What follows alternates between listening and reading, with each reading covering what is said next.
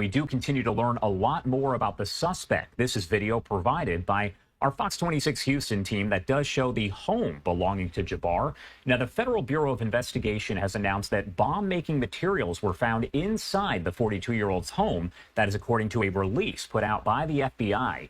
In that release, officials said they are working diligently to further the investigation and evaluate evidence, interview victims, and analyze tips related to the attack on Bourbon Street.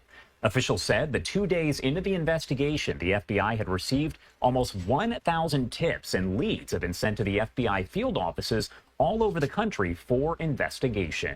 FBI officials stated that as of Thursday, all evidence recovery along Bourbon Street and a short-term rental home over in New Orleans that was used by Jabbar have been completed. While over at the location of that short-term rental, FBI officials said bomb-making materials, which were rendered safe, and other items were found and collected for further processing. FBI special agents located similar materials, they say, at the search of Jabbar's home. That is over on Crescent Peak Drive in Houston, and you can see some of the video there on your screen. The Bureau of Alcohol, Tobacco, Firearms determined that Jabbar was the only person who could have had access to the home when the fire was set. The ATF also determined that Jabbar set a small fire in the hallway and strategically placed accelerants all throughout the house in his effort to destroy it and other evidence of the crime. However, officials said that after Jabbar left the home, the fire burned to a point that it did extinguish itself prior to spreading to other rooms, allowing for the recovery of evidence, including precursors for bomb-making material and a privately made device suspected of being a silencer for a rifle. Evidence collected from multiple sites are being evaluated to further the investigation. Now, the FBI said that during his attack on Bourbon Street, Jabbar intended to use a transmitter that was found in the F-150 truck to detonate 2 IEDs that he placed on Bourbon Street. The transmitter, along with 2 firearms connected to Jabbar, is being transported to the FBI lab for additional testing, as well as clothing and shell casings from the truck. FBI personnel also evaluating terabytes worth of video and other data collected by street cameras that are monitored by the New Orleans Real-Time Crime Center.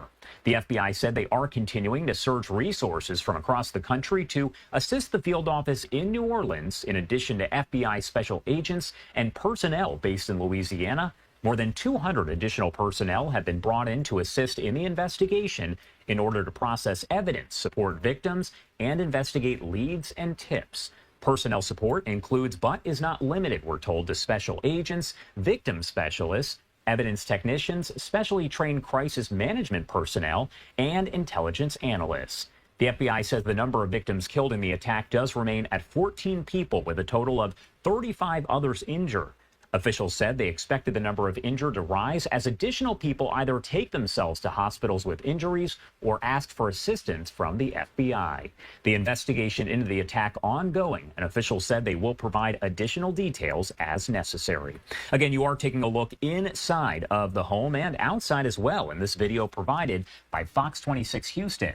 They also had a chance to go inside and filed this report. Following a 17-hour investigation at Shamsuddin Jabbar's mobile home in North Houston that began on Wednesday, the FBI returned on Friday to continue searching his home. It could be that they felt they overlooked something, or as a result of the search, they found something within documents or a piece of forensic or physical evidence that caused them to say, hey, we need to go take another peek. The Harris County Bomb Squad also showing up and collecting evidence. A car was also towed during the second Houston investigation. This comes after multiple people and media entities entered the mobile home, taking pictures and videos of Jabbar's belongings. I'm not trying to criticize law enforcement, but I thought it was odd. Search warrants I was involved in, we always sealed the scene afterwards, sealing it so people can't make entry, and it maintains the integrity of the site, not only for the privacy of the individual that owns the property, but also to maintain the potential integrity of a follow-up investigation. And we have spoken with some experts who have agreed there, saying that it is very interesting that folks were allowed with cameras inside of the home as the active investigation is still underway.